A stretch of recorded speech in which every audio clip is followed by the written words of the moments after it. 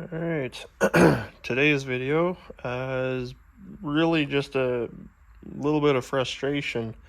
This engine was actually just picked up by a customer of mine 2-3 weeks ago. Brand new engine. Um, it's a Honda GX630, and the previous engine had failed, and so he bought this as a replacement. So I ended up doing the engine swap and fired it up, and everything seemed to run good. Didn't really think much of it. Off it went. Now fast forward, 2-3 weeks later, and he says, "Yeah, it's not charging the batteries. There must be something wrong with the charging system." And I'm like, "Oh, okay, well that's weird."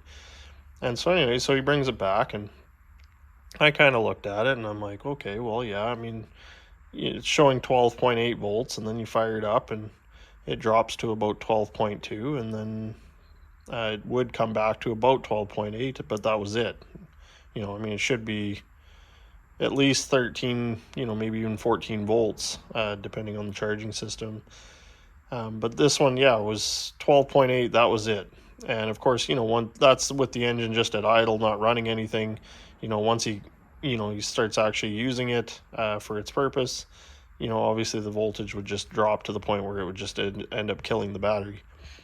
So I had a look, and I thought, well, yeah, I mean, this is kind of weird. Maybe the broken wire or whatever. I don't know. But this is weird, so this is a brand new engine, brand new Honda GX630. They're like a $3,000 engine almost. And these wires here, they actually go behind the flywheel, and they go to your stator. And where these should be is they should plug into a regulator rectifier, which then converts the AC voltage that would come off of the stator into DC voltage, which would then run to your battery to actually charge your battery. But as you can see, these wires go nowhere. They literally just sit there. And I guess, when I was putting this engine in, I didn't really pay that much attention to that and didn't think too much of it. And yeah, there is absolutely no regulator rectifier on this engine anywhere. And so that's, a bit of a frustration for me and for the customer, because, he pays a fair bit of money for this just to find out that you can't even use it the way it is. Yeah, so, and it's not just the regulator rectifier that he's missing. The harness is missing as well. That would, then go from the regulator rectifier to the 30 amp fuse that's inside this panel here, and then goes to the starter and then off to the battery. But yeah, so the harness and the regulator rectifier are both missing, and they just never came on it, like right from new.